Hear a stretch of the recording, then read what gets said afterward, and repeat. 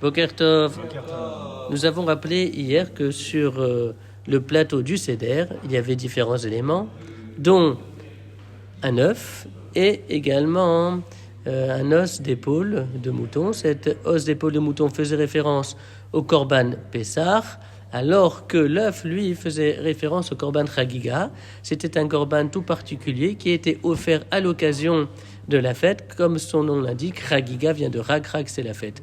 Alors autant nous avons déjà expliqué avec la ficomane que la viande s'est transformée en pain, autant pour le Korban Chagiga et l'œuf, d'une certaine manière, au niveau de la représentation symbolique et conceptuelle, c'est la viande qui s'est transformée en œuf. Alors pourquoi la viande s'est-elle transformée en œuf?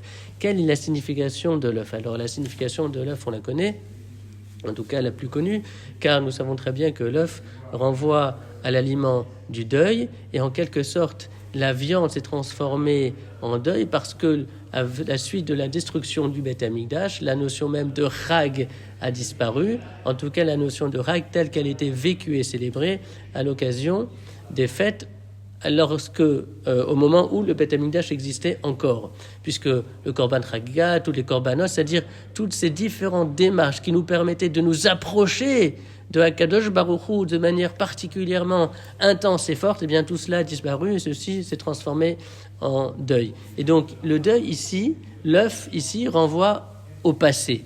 Mais les Chachamim rapportent également une autre signification à la présence de l'œuf qui, elle, renvoie à l'avenir et à la reconstruction.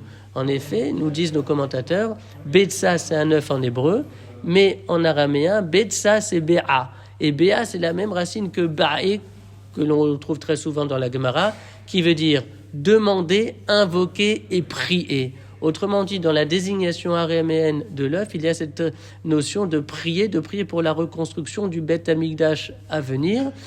Et on peut faire observer que autant pour le passé, Betsa est compris dans sa signification première directe, c'est-à-dire l'élément de deuil, autant pour la prière de la reconstruction, pour ce regard jeté vers l'avenir, il faut passer par le truchement de la traduction en araméen, c'est-à-dire de manière indirecte, d'une certaine manière transformation, puisqu'on passe d'une langue à un autre, d'un langage à un autre, pour nous dire que justement, ce qui rendra possible la reconstruction du Beth Amikdash et l'avenir radieux pour le peuple juif et pour l'humanité entière, c'est bien cette transformation radicale de la langue, du langage entre les hommes humains qui permettra de ce fait à la paix de s'établir dans le monde.